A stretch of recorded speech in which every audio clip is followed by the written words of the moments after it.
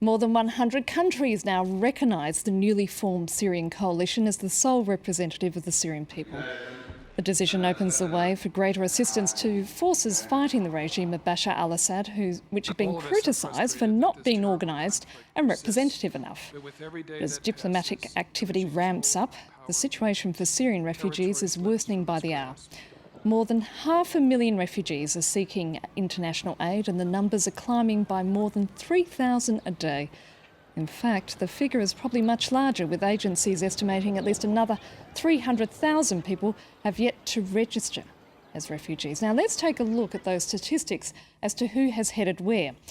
In Lebanon, more than 154,000 refugees now are based there. Jordan has taken in more than 142,000. Turkey, more than 136,000. Iraq, 64,000 plus, and so on. And all of this as the region is facing winter. So, given we've seen this flurry of diplomatic activity in Marrakesh at the Friends of Syria summit, are we indeed any closer to organising a humanitarian corridor? To discuss this with me are my guests, Gilbert Potier from the organisation Doctors of the World, Louis Perrault from the European Union Institute for Security Studies, Majid Rafizadeh, a Syrian political expert who's based in Los Angeles, Jerry Simpson from Human Rights Watch, who's based in Geneva, and Andrew Harper, the UNHCR representative to Jordan from Iman. And first of all, if I could just ask Majid, do you see the international community actually stepping up to the plate in the months ahead and actually going ahead and setting up some sort of humanitarian corridor? I'm not very optimistic, and the reason I'm saying this is that because of the concerns that has been raised about the security issues by the international community, by different UN agencies in gaining access to different areas inside Syria and even near the border. The routes from Damascus to Aleppo are very precarious and dangerous. They're considered war zones, and the UN is already withdrawing its staff from Syria. And as I said earlier, as long as we have these three stalemates on domestic and on regional and on international level, it is very difficult to get the international community to reach a consensus and agreement to at least to provide funding for these people in order for the Syrian refugees and for the displaced Syrian inside Syria in order to come out of this desperate and terrible situation. Andrew Harper, I was asking Louis Perrault earlier, is it a case of will it be too little too late if indeed they do go ahead and establish a corridor? Well, I probably can't sort of talk about the corridor, but I can sort of certainly say that we need to provide as much international support for the people inside Syria as we can. The talk about international corridors is interesting, but it's a bit strange when the agencies inside Syria are already asking for support and financial assistance, and that's not even being funded. So I'm not even too sure that the corridor is even sort of worthy of discussion when the appeals for inside Syria to support the internally displaced are not even being supported at all. Like it's 50% funding to one of the highest profile operations in the world with so much media attention, so much political debate, and we can't even get enough money into the country to help agencies who are providing life-saving food, shelter, child protection, education. So I think we've got to sort of look at what can we do at the moment, not hold the humanitarian community to hostage to say, we'll only provide support if there's a humanitarian corridor. We've got to say, there's people in need. Get your act together and get money to those agencies who are doing a fantastic job. There was erroneous reporting over the last week which sort of said the UN is evacuating its staff. The UN evacuated some of the non-essential staff. I know for UNHCR, we've still got 26 internationals. We've got 200 to 300 national staff who, like other agencies like WFP and UNICEF and other agencies, are risking their lives daily to continue to provide assistance throughout the country where they can. So let's support those agencies who are on the ground, and let's try and sort of not necessarily focus so much on humanitarian corridors until the situation changes. Lewis Perrault, what would you say to that? Well, I would agree in the sense that the corridor is only a symbol of the need at a certain point of people being protected, including by military means. Safe areas, non-fly zones or corridors are different modalities for that. As I see it, the main problem is access to humanitarian needs. And of course, discussions are not being focused on it. Discussions are on whether the international community should provide arms to the rebels.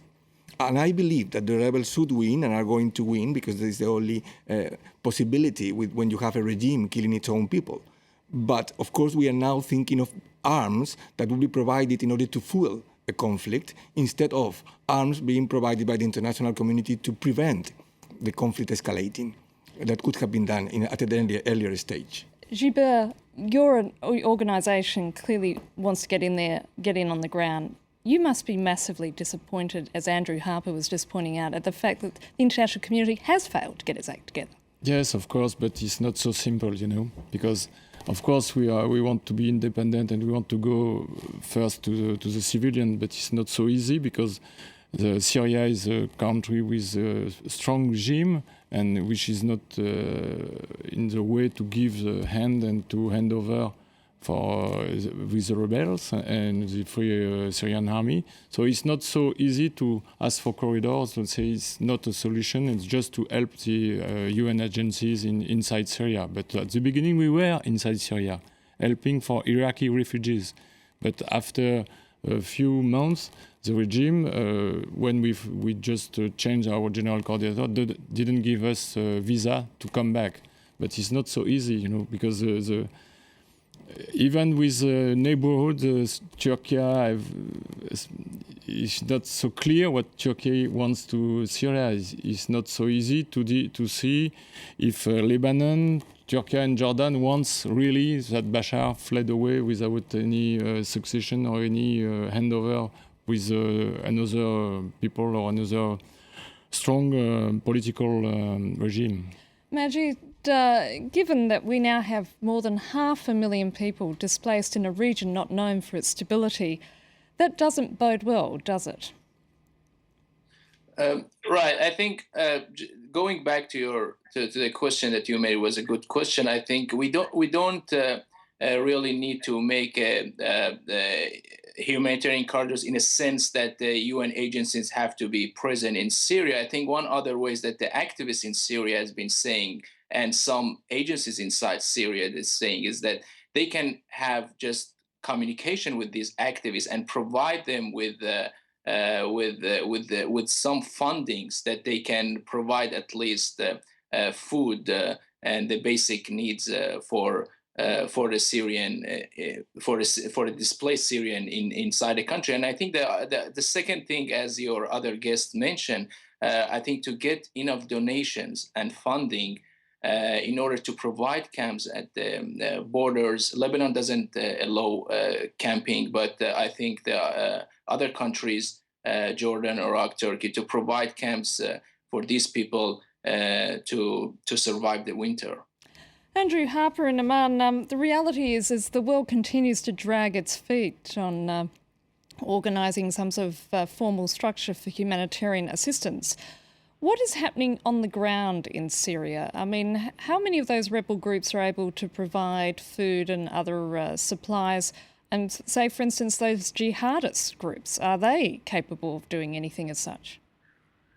Well, I can sort of beg to sort of decline that because I've got to focus on Jordan. So my role and mandate is Jordan. But what we are seeing in relation to the refugees coming across the border, the number one concern is protection issues. That sort of ranges from obviously the violence, but the second one is food.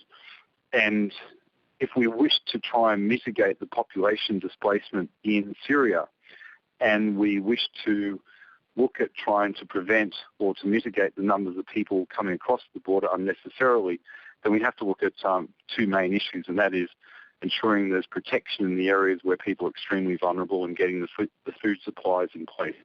And it's a situation which is obviously failing, and it's something which we have to rectify one way or the other. I'm not sort of suggesting any particular options, but this is, for anyone who's actually interested in trying to reduce the suffering, they're the two main elements, protection and food. And what's been happening as we talk about this, Lewis, is just constant logistical obstacles that present themselves in order to get in and out of the country, given that access is almost close to impossible. It doesn't, as I was saying earlier, you now have a situation, you've got 2 million people displaced in the country themselves facing a horrific situation. In addition, you now have more than 500,000 outside the country. Again, it doesn't bode well for a region that's not known to be stable. This is the problem that we are facing in the coming months, because the figures can only rise, and it's foreseen already that there will be 700,000 refugees, registered refugees, in January, which may get to a point in which host countries cannot really...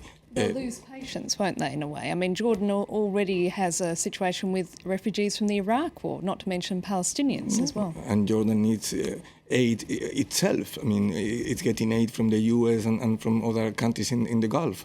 So that really aggravates a really complicated and fragile situation. And that could entail competition for scarce resources and a really complicated region if we let the situation go. That is one of the reasons as well, so that states are cautious in really creating a massive capacity to host refugees, because it is also said that if you provide good aid to refugees, that may attract the persons outside the border, and this is also perverse. So we really need to really consider the consequences of not doing anything. Providing humanitarian assistance is not an answer. It's an alibi. It may work for a few months, but it's not a solution for the region. Jerry Simpson, your organisation Human Rights Watch earlier in the year reported on Jordanians who were deporting Palestinian refugees who've come across from Syria. That gives you some idea of just the fragile political complexity of this situation in that part of the world, doesn't it?